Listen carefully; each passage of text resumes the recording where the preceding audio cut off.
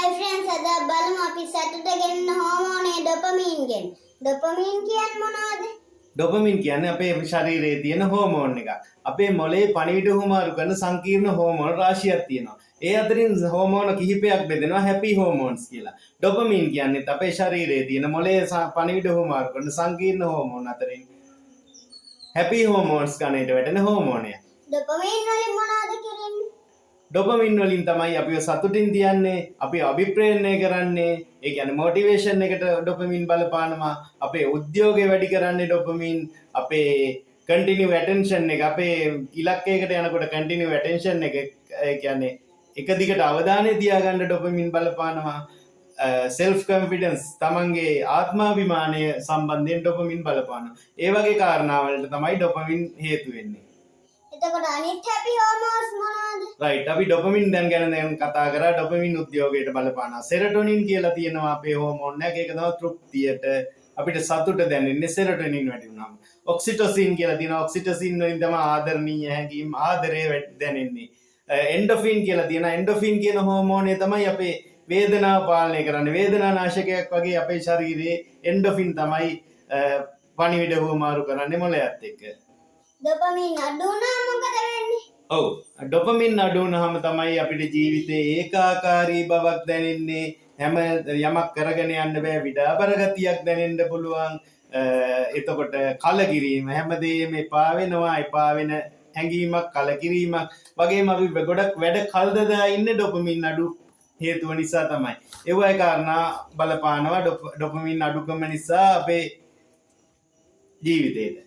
අපිට සතුට හිතෙන දේවල් කරාම ඩොපමීන් වැඩි වෙනවද? සතුට හිතන දේවල් කළාටම ඩොපමින් වැඩි වෙන්නේ නැහැ. උදාහරණයක් විදිහට අපි සෞඛ්‍යයට අහිතකර පුරුදු වලට යමකට ඇබ්බැහි වුණාට ඩොපමින් වැඩි වෙනවා. නමුත් අපි කියමු යම් මේ ද්‍රව්‍යයකට ඇබ්බැහි වුණොත් ඇබ්බැහි වීම කියන්නේ ඒක තමයි. අපි ඩොපමින් తాවකාලිකව එයා වැඩි කරලා දෙනවා. නමුත් ඊළඟ අවස්ථාවේදී එයා ඒ ප්‍රමාණයට වඩා මිලිග්‍රෑම් ගාණක් ඉල්ලනවා.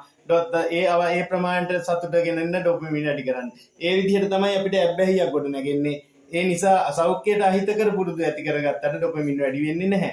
ඒ වගේම සෝෂියල් මීඩියා වල රැය තිස්සේ එල්ලිලා හිටියට, නිදි මරාගෙන සෝෂියල් මීඩියා වල හිටියට ඩොපමින් වැඩි වෙන්නේ නැහැ. අපිට తాවකාලික සතුටක් ගේනවා තිරේ එහාට මෙහාට ගෙනිහිල්ලා. නමුත් ඩොපමින් වැඩි වෙන්නේ ඒක බලපාන්නේ නැහැ. රැය එළි වෙනකන් ටීවී සීරීස් බලුවට, ගේම්ස් ගැහුවට ඩොපමින් වැඩි වෙන්නේ නැහැ. ඒ වගේම සංකීර්ණ ෆිල්ම් බලලා බැලුවට ඩොපමින් වැඩි කරගන්න බෑ. ඊට අමතරව කැෆේන් අඩංගු පානය, අපි කියනවා කොපි, කළු කෝපි වගේ කැෆේන් අඩංගු පාන වර්ගත් ඩොපමින් කැෆේන් අඩංගු පාන බීව්වහම අපිට සතුටක් දැනුණට ඒක ඩොපමින් වැඩි වීමට බලපාන්නේ නැහැ. ඩොපමින් වැඩි වෙන්න වෙනම කාරණා ටිකක් බලපානවා.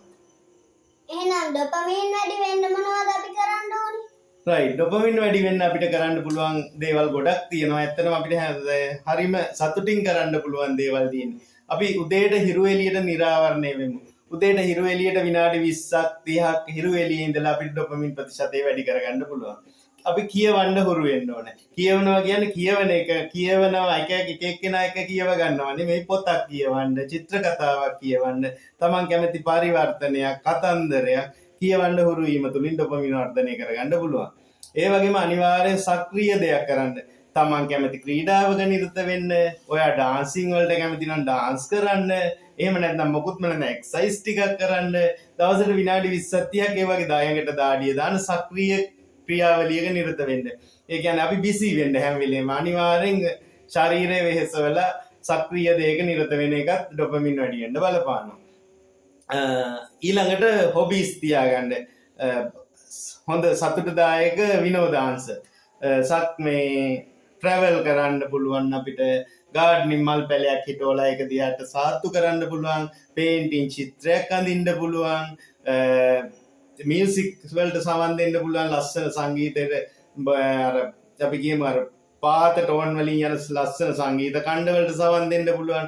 ඒ වගේ දෙයකිනුත් අපේ ඩොපමින් ප්‍රතිශතය වර්ධනය වෙනවා. ඒ වගේම සමබල ආහාර වේල. සමබල ආහාර වේල කියද්දී බඩ පිරෙන්න කන එක, පෘෂ්ඨ අඩංගු කෑම කන එක නෙමෙයි. ප්‍රෝටීන් බහුල සමබල ආහාර වේලක් ගන්න එක අපි කරන්න ඕනේ. ඒකත් අපේ ඩොපමින් ප්‍රතිශතය වර්ධනයට අනිවාර්යෙන් බලපානවා. ඩොපමින් වලට විශේෂයෙන්ම අපි බලපානවා කියලා ඩොක්ටර්ස්ලා කියනවා කීරි වර්ග, ඊට චීස්, බිත්තර, මත්ස්‍ය ආහාර, කඩල, පරිප්පු, බඩයිරිඟු. එතකොට පළතුරු වලින් ගත්තාම කෙසෙල් ගොඩක්ම ඩොපමින් වර්ධනයට බලපානවා කියලා පෙන්නලා දීලා තියෙනවා. නිින්ද අනිවාර්යෙන් බලපානවා. දවසට පැය 6ක් 8ක් නිදා ගන්න. ඒක හරියට නිදා ගන්න නිස්කලංක පරිසරයක, අඳුරු පරිසරයක, ශබ්ද වලින් තොර පරිසරයක අකණ්ඩ පැය 6ක 8ක නිින්දක් ගන්න එක ඩොපමින් වර්ධනයට බලපානවා. දිනපතා ස්නානය ක්‍රමවත්ව පිළිවෙලට ශරීරයට ගැලපෙන විදිහට ක්‍රමවත් ස්නානයක් ක්‍රමවත් අපි නාන්න ඕන. නාන එක ඩොපමින් වර්ධනයට බලපානවා. මෙඩිටේෂන් හෝ ආගමනුකූල ක්‍රියාවක ක්‍රියාවලිය වල නිරත වීම. දවසකට විනාඩි 15ක් 20ක් වෙන් කරලා අපිට භාවනා කරන්න පුළුවන්. පොඩි භාවනාවක් ආනාපාන සතිය. හරි බෞද්ධයෙක් නම් නැත්නම් තමන්ගේ ආගමනුකූල ක්‍රියාවලියක නිරත වෙන්න පුළුවන්. ස්තුතිවන්ත වීමත් ඩොපමින් වර්ධනයට බලපානවා. විශේෂයෙන් ඔය දැන් සංකල්පයක් අලුත් නැහැ. ඒ සංකල්පය ඇත්තම සංකල්පයක් දෙනවා විශ්ව ආකර්ෂණීයද හැම දෙයකටම අපි ස්තුතිවන්ත වෙනවා කියන. ස්තුතිවන්ත වීම හැම දෙයකටම ගරු කිරීම තුළ අපේ ඩොපමින් වර්ධනය කරගන්න පුළුවන්. ඒ වගේම උණුසුම් පානය අපි කියව කැෆේන් අඩංගු පානය ඩොපමින් වර්ධනයට අහිත කරයි කියලා. නමුත් උණුසුම් තේ කෝප්පයක් වගේ උණුසුම් පාන වර්ගයක් අපිට පුළුවන් මොනවා හරි උණුසුම් පානයක් ඔයාගේ ඩොපමින් ප්‍රතිශතය වර්ධනයට හේතු වෙනවා. ඒ වගේම චූටි ජයග්‍රහණ සමරන්න ඔයාටම තෑග්ගක් ගෙනත් දෙන්න. පුංචි ජයග්‍රහණ මොනවනින් හරි පුංචියට දිනපුවාම අපි ටාගට් එකක් කවර් කරපුවාම අපේ ඩොපමින් වර්ධනයට ඇත්තටම තවත් ඒ කාරණාවක් තියෙනවා. අපි to do list එකක් හදාගන්න ඕනේ. අපි දිනපතා කරන කාර්යයන් කුඩා කොටස් වලට කඩලා දිනපතාම මේ පොඩි කාර්යයන් අපි ඉවර කරද්දී අපි ඒ ඉවර කරා කියන මේ තෘප්තිය විඳලා අපි අපිටම පුංචි තෑග්ගක් දෙන්න පුරුදු වෙන්න ඕනේ. ඩොපමින් වර්ධනයට අනිවාර්යෙන් පරිසරයට සමීප වෙන්න, පරිසරයක ඉන්න ඉරු එළිය විඳින්න, සතා සිව්පාව ගහකොළේකට සමීප වෙලා ඔයාගේ ඩොපමින් ප්‍රමාණය වර්ධනය කරගන්න. එතකොට ඩොපමින් වර්ධනය වීම තුළ ඔයාගේ සෙල්ෆ් මොටිවේෂන් එක, සෙල්ෆ් කොන්ෆිඩන්ස් එක, ඒ වගේම ඔයාගේ කන්ටිනියු ඇටෙන්ඩන්ස් එක, ඇටෙන්ෂන් එක තියාගන්න පුළුවන්කම ආදි වශයෙන් ඔයාගේ ටාගට් එකට යන්න ඉතාම පහසු වෙනවා. ඔයා සතුටින් ජීවත් වෙනවා. අනිවාර්යයෙන්ම මේ කාරණා ටික කරලා ඔයාගේ ශරීරයේ තියෙන ඩොපමින් ප්‍රතිශතය වර්ධනය කරගන්න කටයුතු කරන්න.